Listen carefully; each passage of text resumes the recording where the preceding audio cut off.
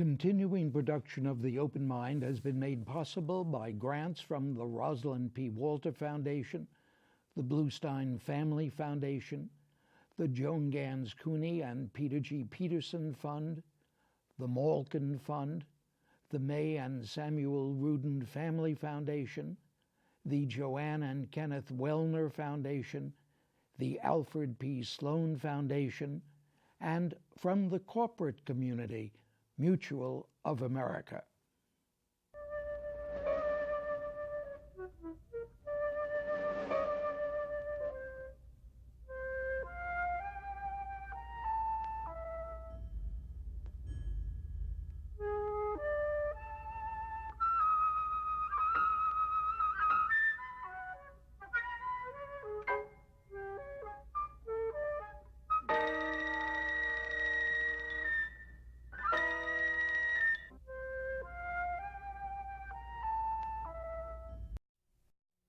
I'm Richard Heffner, your host on The Open Mind, and my guest again today is Lord David Owen, an English physician, a neurologist and student of psychiatry, and a politician as well, a member of Parliament for 26 years, a founder of the Social Democratic Party, and under Labour governments, Navy Minister, Health Minister, and Foreign Secretary. Now, in his Prager book, In Sickness and in Power, Lord Owen writes that he has been particularly interested in the effect on the course of history of illness in heads of government. He might well have written illness in the heads of government, for Lord Owen refers here to various American presidents and British prime ministers who over the past century alone, some have considered to have been mentally ill while in office. Then, of course, there is Lord Owen's intriguing new diagnostic category, his hubris syndrome, about which he and Duke University's Jonathan Davidson recently wrote in Brain, the Journal of Neurology, and which they question as a possible acquired personality disorder, reminding me, as I said last time, of what Lord Acton, my guest's fellow peer of the realm, so famously proclaimed, that power tends to corrupt, and absolute power corrupts absolutely. I asked Lord Owen whether his insights here are the same, perhaps equally House of Lords driven, and we went on from there last time. We should do the same again now. And Lord Owen, I'm interested, we talked about, I had the temerity to put the question to you, given the hubris syndrome, what you would have done had you been asked to participate in a group of medical people, psychiatrists, neurologists, who were passing judgment upon the appropriateness of the candidacy of certain of our presidential candidates. I won't refer to Tony Blair and the Brits you write about. I asked you about Jack Kennedy. I didn't ask you about someone like Calvin Coolidge, who is one of the people who is mentioned as suffering mentally. What would you do in a situation like that? Well, I think that when you go past a certain point in history, it's too difficult. I mean, I only go 100 years back, and even then, Calvin Coolidge, what was the knowledge of psychiatry? What was really the knowledge of neurology? I think I prefer to take somebody like Lyndon Johnson. Now, Lyndon Johnson had very serious depression, particularly after a heart attack when he was Senate leader. Now, in an article in America, a group of psychiatrists from Duke University, including Professor Davidson, have made the diagnosis that Lyndon Johnson had bipolar disorder. Now, he was very secretive. His doctors, nobody has really told, except we do know he had depression. But there are some very interesting writing of people who are close to Lyndon Johnson, young writers, who definitely describe a very serious depressive and very odd behavior at various times. And yet, me looking from my vantage point, I consider him one of the great presidents. I mean, I think his legislative record after the assassination of Kennedy is fantastic. And I can't think of a single American president who could have got through the legislation for dealing with poverty and race to the extent that Lyndon Johnson did. So would I have wanted to exclude Lyndon Johnson from being president? No. You don't think, then, that we were in jeopardy? No. Because of his past? Well, I think he made some of the wrong calls, I think, on Vietnam. But let's face it, Robert McNamara, a perfectly sane and sensible person, went along with that for a longish time. McGeorge Bundy went along with it for all of that time, and a very, sensible and serious person. So I don't think that in the conduct of Vietnam, you may disagree with what was done, and I personally do, but nevertheless, I don't think you can find a medical explanation in Lyndon Johnson for that. To some extent, I think that Lyndon Johnson was always uneasy. He was not at peace with himself. He was actually a formidable figure, but you always got the feeling he was bugged by the Kennedys. They were all so bright and so things. And I think he found it very difficult to be seen to be withdrawing from Vietnam. That it was, he would be compared with what John F. Kennedy would have done, and he wanted to be a sort of macho figure. He agonized over it. I don't know. I've looked at Lyndon Johnson's life as far as I can. I'm not sure personally. I would even say he had bipolar disorder. He certainly had depression. But in Britain and across the Atlantic, we are divided by many things sometimes, language and use of words. And we don't diagnose bipolar disorder unless there's a florid manic episode. I can't find a florid manic episode in Lyndon Johnson's life.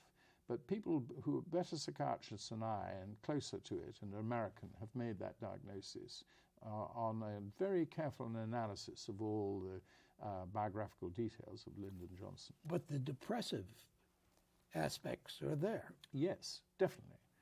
But then again, depression has often made great writers, artists. The mere fact of being depressed, I don't think, should be an exclusion of holding high office. Well, but you mentioned creative people, you mentioned authors and poets, but you have yourself, both in the book and in this fascinating paper that I read that you gave at Cornell on the syndrome, you indicate that here we're dealing with something much more important. We're dealing with matters of state, of life and death, of the committing. Right. Well, take Richard Nixon. Richard Nixon was an alcoholic and a depressive. Now, which came first is also one of the often difficult questions into this. Now, again, you look at his record as president, and people are still divided over it, but there is no doubt that there were elements of his presidential which are given historically now considerable praise. Coming out of Vietnam, maybe a little too slowly, some people would say, but nevertheless, he did come out of Vietnam. A sensational victory. I mean, the biggest vote of confidence of almost any president. Terrific victory that he got after his first 4 years. And yet, he, under threat of impeachment, a lawyer conducting himself undoubtedly illegally in being involved, at the very least, in the cover-up of the Watergate affair. And at certain stages in the Vietnam decision-making, but perhaps particularly in the Middle East, in the Arab-Israeli War in 1973, drunk upstairs in the White House, while Henry Kissinger and General Al Haig, or then I think his principal advisor in the White House, making decisions in the name of Nixon, and he wasn't there. Now, that raises very serious questions. And of course, alcohol is a big issue in many political people's lives. I mean, there's no doubt now we're all too kind to do it, but most doctors would diagnose Winston Churchill as being an alcoholic. On the other hand, he had a huge capacity to take alcohol and still make very sensible decisions. But you see, that's what brings us to this so difficult border point. What do you do? What would you do? And I keep coming back to you because you see this hubris syndrome. Well, let's go back to Churchill, because it's an interesting, very, very interesting case. I mean, he was called to be Prime Minister on a cross-party basis, despite the fact that many people hated him in his own party and many other people in other parties distrusted him. They chose him in the full knowledge that he was depressed, in full knowledge that his moods went up and down. They had serious reservations, but they wanted an inspirational leader. Now, I think they made history's shown, they made undoubtedly the finest judgment. And within a few weeks, this man was faced by his Foreign Secretary, Lord Halifax, coming to him and saying the Italians had made an approach and he wanted to open negotiations. And Churchill, over 9 cabinet meetings, managed to kick this proposal into touch, or take it off the table, and bring Neville Chamberlain, who he'd succeeded as Prime Minister, who was a close friend of Halifax, onto his side. It's an amazing description, really, of intellect and power and vision, and single-handedly saved Britain and Europe from having a domination by Hitler that had gone all through the 40s and into the 50s. Because I have no doubt that if we had opened those negotiations, we'd have ended up with a ceasefire. We'd never have been able to start a war again. And the German presence would have penetrated Britain, not perhaps quite as much as France, but certainly the war would have been over. Now, this is a man who had great strengths underneath his weaknesses, if you like, and his fellow MPs knew it, and that's why they voted him in and they made him Prime Minister. Are you really talking about what we had called here during the Second World War in training films, shades of gray, and that some of the chief executives, whether in corporate life or in political life, are of a shade of gray mentally, emotionally? Yes, they can take this drive. Yes, driving leadership is something you need. Take General Patton, for example. I mean, there is no doubt. Where do you come down on him? Well, Eisenhower thought he was the greatest tank commander under him, and therefore he kept him, even when he slapped 2 soldiers in the face who he thought were in a hospital, and kicked one up the rear and shouted at them, and it became known. And Eisenhower told him that he had to do all that he could do himself to apologize. He had apologized to these 2 soldiers. He had to go in front of all his men and do a sort of half-hearted apology. But Eisenhower kept him on, and he kept him back. He didn't use him on D-Day, but he used him a week later. And eventually, of course, it ended up with tears. But I mean, you'd have to sometimes take people warts and all. And what makes a military commander is take Macarthur. Macarthur definitely had hubris syndrome by the end. I mean, he hid from Truman the fact that there was Chinese had come across the border into North Korea. And his intelligence, head of his intelligence, never revealed this. He took on the chiefs of staff, he took on the president. He was, I think, getting very near dragging you into, because we had forces there, it was a UN force in Korea, into a nuclear exchange. And Truman, in my view, quite rightly sacked him. But at that stage, I think, this great soldier, and who had been, there's no doubt, a great servant to the United States, towards the end of his life had acquired hubris syndrome. Now, you talk about Harry Truman.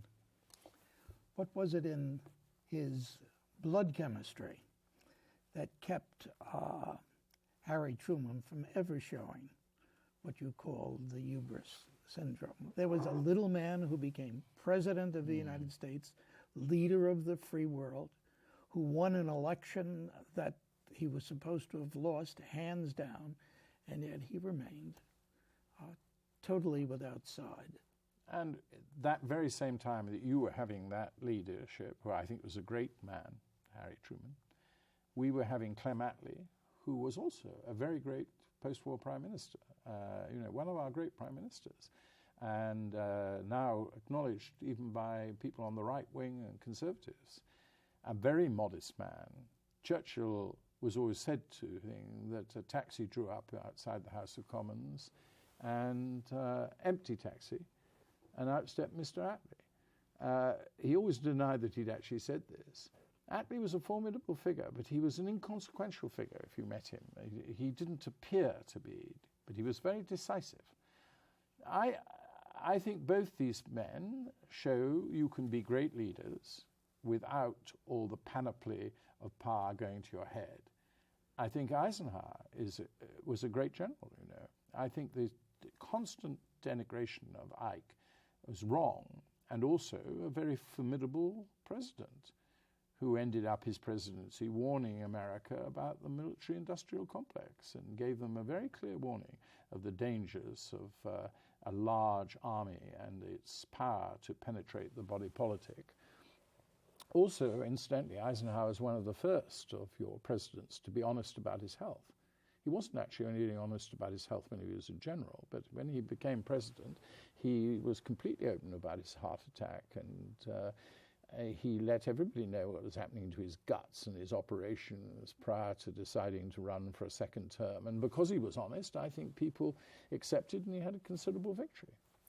Let me go back to a question I asked you about in our first program together, and it concerns me greatly, and that is the chemistry of your hubris syndrome, that complex of ideas, emotions.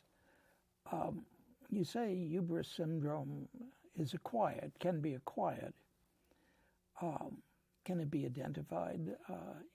Do you think we'll reach the point where we can identify it scientifically? Yes, I think we will.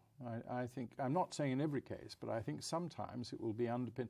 Most of these illnesses are spectrum illnesses anyhow, and I think some you'll never find out. Some will say, well, it was always there. It just came out when they were in power. You can see it through their early life. Others, it will not show any signs of it, but it comes out actually when they get into power.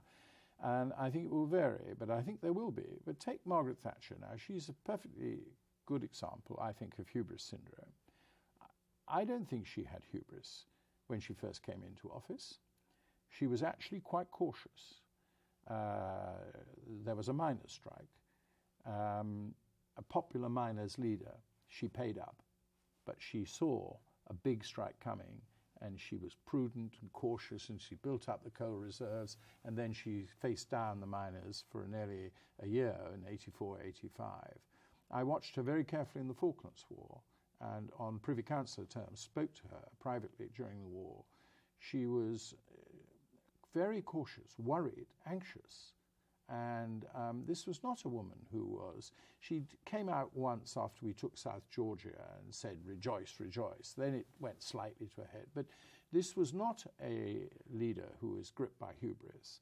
It came in the last 2 to 3 years of her period. After she'd won the third general election in 87, she started to ignore the cabinet. And there again, she had had in her life somebody who was somebody she respected, a person called Willie Whitelaw, who was in the cabinet with her, who had challenged her for leadership and lost. And she would behave herself when he was there. When he stepped out of the cabinet, she started to take off, and she was then disowned by her own party, as indeed was Tony Blair. I mean, both of them had 3 electoral victories. Both of them had won Democratic vote, and yet basically told to go by their own MPs, the people who watched them closely and who realized they had got out of control. What is the future that you see for investigation, acceptance? It's things like syndrome? Well, it's things like brain imaging. We're seeing this now. Most recent stuff is they're doing brain imaging of women with their orgasm, and they're suddenly seeing that the whole brain lights up. There's much more. This is not just a physical thing of sex. It relates to a psychological state. I mean, many people have always known it. But now we're beginning to see it, and we're showing what parts of the brain can be ignited, what parts of the brain have got. And we know it's going to be in the dopaminergic system. It's in that sort of area. And the general public know it. Very often they use the word adrenaline when they're talking about people who are high on this thing. You use, yes. Well, of course, I did research on adrenaline when I was a young man, and on beta blockers and adrenergic beta blockers. But when the Kosovo crisis was, when Tony Blair started to lift off, and one of Clinton's aides apparently said of Tony Blair, he sprinkled too much adrenaline on his cornflakes. Well, you can't sprinkle adrenaline on your cornflakes, but it's a lovely way of drawing attention to it. The general public are much more alert to this. They know what they have phrases. He's off his rocker, or he's up there, or he's away, he's out of control. They spot it, and it's there in every walk of life. Professors in universities, consultant physicians. We've already talked about businessmen. This is something that affects our daily life and people's lives, and the good side and the attributes of it have got to be weighed in the balance against the downsides. But people who are in crucial positions, like heads of government, people who make decisions about war and peace, we've got to be very careful about these people. You say we have to be very careful about them. Suppose one were to say, yea, verily, true. Do we then move on to the next subject? No. I mean, Shakespeare wrote about it. Coriolanus is a play that is a study in hubris. The Greeks warned us all about it. Always look for contempt. This is where you see this. When a leader starts becoming contemptuous of the people around them, contemptuous of society, then that's a big danger sign, in my view. I was interested that when you gave your talk at Cornell recently, at the medical school, Grand Rounds, psychiatric Grand Rounds, you annexed and acquired to hubris syndrome and an acquired personality disorder, ? Proposed criteria for hubris syndrome, and you listed a narcissistic propensity to see the world primarily as an arena in which they can exercise power and seek glory. I know a lot of people like that. A predisposition to take actions which seem likely to cast them in a good light, that is, in order to enhance their image. Most of the people I know are like that. A disproportionate concern with image and presentation. Well, this is television, so we don't even dare go into that. A messianic manner of talking about what they are doing and a tendency to exaltation. An identification of themselves with the nation or organization to the extent that they regard their outlook and interest as identical. A tendency to talk of themselves in the third person or using the royal we. I don't hear that so often. Mrs. Thatcher once said, "We are a grandmother." I thought that was a wonderful, wonderful line in the book. But it's not that these are commonplace, but I would assume that this goes with the territory of anything public. Yes, I think it does. And, if you're a chief executive and you're doing extremely well and your company's splitting its stock or paying big dividends, who's to say that but there's always a risk that some decision will be taken, some risk which has not been carefully calculated, and the next thing is the company is in receivership. And many, many people are out of a job, mass unemployment and all that. These are the downsides of it. So all I think we can do is discuss it openly, be much more candid about it, be much more honest about it, and realize it can be acquired. So somebody who is perfectly sensible when you first elect them, or perfectly sensible when you first choose them to be a chief executive, can slowly, almost imperceptibly, develop a different personality, from being cautious and calculating and careful to being incautious, impetuous, impulsive, and ignoring advice and warnings. Now, these are dangerous qualities which, when you start to spot them, you've either got to be able to change them or you've got to get rid of them. Do you believe that you can identify the individuals who are most likely going to succumb to the lure of power in this way?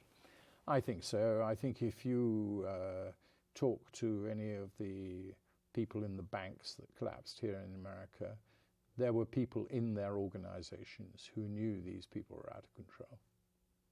And the question I ask is beforehand.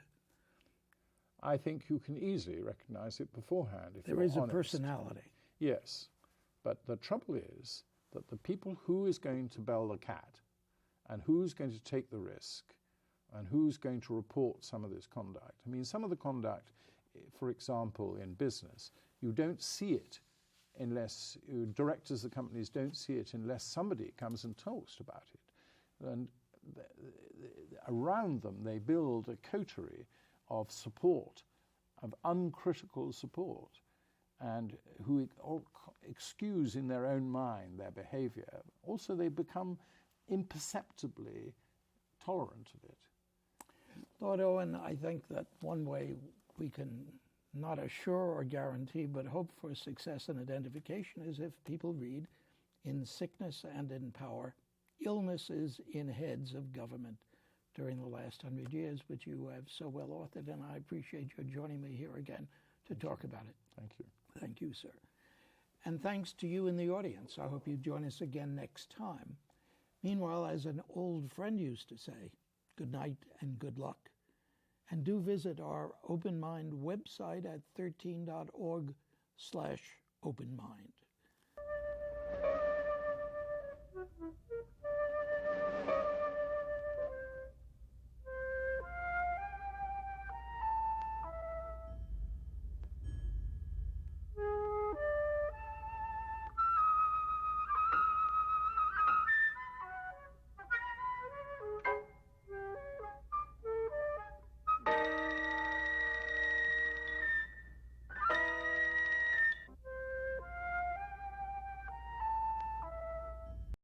Continuing production of The Open Mind has been made possible by grants from the Rosalind P. Walter Foundation, the Bluestein Family Foundation, the Joan Gans CUNY and Peter G. Peterson Fund, the Malkin Fund, the May and Samuel Rudin Family Foundation, the Joanne and Kenneth Wellner Foundation, the Alfred P. Sloan Foundation, and from the corporate community, Mutual of America.